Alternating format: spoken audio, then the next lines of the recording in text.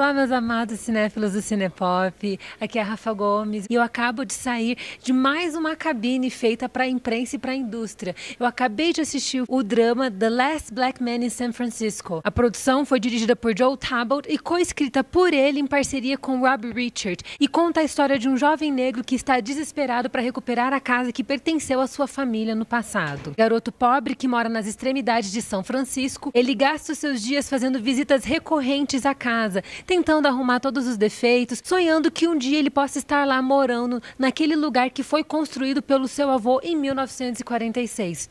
Nessa jornada em busca daquela casa, ele acaba se unindo ao seu melhor amigo, que vai fazer de tudo junto com ele para que eles possam tentar entrar naquela residência e estabelecer raízes. A lembrança mais poderosa que ele tem do seu avô, aquela casa bonita que fica em Golden Gate, um bairro que hoje é dominado pela classe média branca, ele sonha em recuperar a historicidade e a tradição das famílias negras que no passado moraram naquela região. Aquela região especial, antes de ser dominada pelos negros, era dominada por japoneses. Com a instalação dos negros naquela região, o bairro ficou muito conhecido por ser da comunidade negra naquela época. Até que com o tempo e provavelmente com a gentrificação, os brancos de classe média começaram a dominar o bairro e os negros gradativamente foram mudando para as extremidades, ficando nas beiradas da cidade e até mesmo em regiões adjacentes, bem longe do centro urbano de São Francisco. Essa história é uma história poderosa, é um drama que fala sobre tradições, sobre raízes, sobre afeições familiares, sobre estar conectado não apenas com a sua raça, mas com o seu povo e com as suas origens.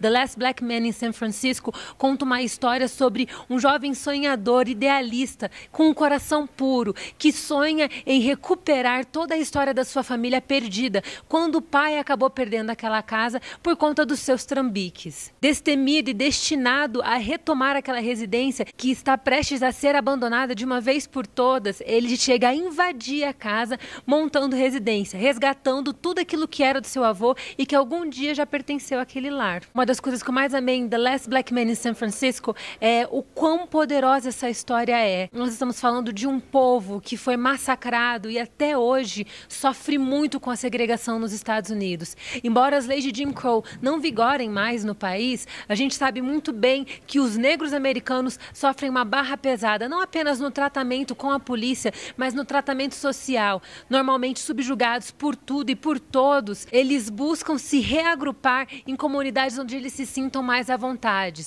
Os guetos são os lugares onde os negros mais crescem e formam raízes. E em São Francisco não é muito diferente. As comunidades, elas acabaram sendo isoladas dos centros urbanos e você vê uma falta de cuidado do governo em relação àquele povo. Alocados numa das piores regiões da cidade, eles estão em meio a uma bomba atômica, com uma grande indústria poluindo o rio, tornando inviável a vida da comunidade na região. Por meio de The Last Black Man in San Francisco, a gente consegue sentir na pele o quão difícil é ser negro em meio a uma sociedade que faz de tudo para exprimi-lo e colocá-lo nas extremidades de todas as circunstâncias, em todos os contextos possíveis e imagináveis. A produção, que conta com a produção executiva de Brad Pitt, traz uma história emocionante sobre não abrir mão dos seus sonhos. Eu fiquei completamente emocionada, fui arrebatada pelo filme em diversos momentos, porque a sensibilidade nas atuações é fantástica.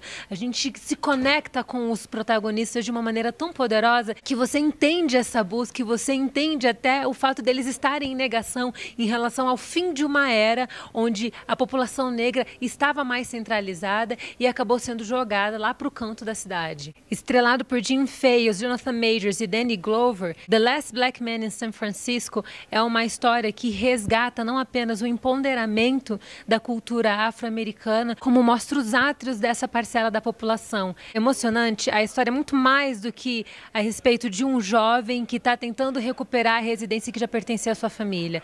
Trata-se sobre estabelecer raízes, estabelecer vínculos e não abrir mão daquilo que faz parte da sua construção social e familiar. Nós somos levados a uma série de emoções no filme que só de lembrar eu fico aqui já morrendo de vontade de chorar. O filme que tem doces fragmentos de humor ali, são pequenos risos que garantem uma leveza para a produção, é carregado de um peso dramático poderoso que nos leva também a refletir sobre até mesmo as nossas próprias origens e as nossas próprias raízes, o que nós fazemos com ela e quais são os vínculos que nós mantemos com a nossa familiaridade, com o nosso berço de forma geral. Com uma direção espetacular e completamente intimista, Talbot nos leva em uma imersão absoluta dentro da narrativa, fazendo com que a gente se torne parte de toda essa história e se emocione ainda mais com essa saga do jovem Jimmy em busca do seu lar. A direção explora muito a luz natural, os ângulos extremos, explora as reações, as emoções, o foco e o desfoco. É uma direção que brinca em tela, passeia com facilidade na narrativa, fazendo com que a experiência seja uma experiência totalmente valiosa e prazerosa, seja algo que faça com que você saia do mundo externo e seja totalmente jogado dentro dessa história, como se você estivesse ali testemunhando face a face. Isso faz com que The Last Black Man in San Francisco se torne um filme ainda mais poderoso. Eu tenho falado muito essa palavra aqui, mas é porque é difícil você exprimir um sentimento tão profundo do que eu consegui extrair dessa produção. A direção faz com que a gente seja tomado pelas reações dos personagens, nos imergindo em uma experiência que é transcendental. É fascinante você contemplar tudo que você está vendo em tela e o seu coração acaba enfrentando uma série de emoções que fica difícil até mesmo você administrar enquanto está conferindo a produção. The Last Black Man in San Francisco se tornou o melhor filme do Festival de Sundance para mim. É claro que não dá para a gente ver todos os filmes, mas eu, sem sombra de dúvidas, elejo esse filme como o melhor do Festival de Sundance. Eu ainda estou completamente impactada pela produção. Para mim, o roteiro foi simplesmente impecável, uma história muito pessoal, muito particular, muito intimista. A história foi criada por Jimmy Fails, que é um dos protagonistas do filme. E o longa ainda traz Brad Pitt na produção, como eu comentei com vocês. E isso ainda é mais importante porque a probabilidade de The Last Black Man in San Francisco atingir audiências globais é muito maior, porque com um nome forte na produção fica mais fácil para os distribuidores comprarem a ideia. Eu me sinto honrada por ter visto esse filme, é um dos melhores filmes que eu também já vi na minha vida. Foi uma experiência que para mim foi muito pessoal, muito particular, como uma menina negra, filha de um pai negro, com uma mãe branca. Eu consegui absorver algumas coisas que foram muito particulares, muito vinculadas à minha própria criação, às minhas próprias tradições familiares, que são tão mescladas. E eu estou simplesmente fascinada por esse filme. Eu espero mesmo que ele chegue no Brasil. Acho que compete à frente da produção. A gente consegue ter esse filme no país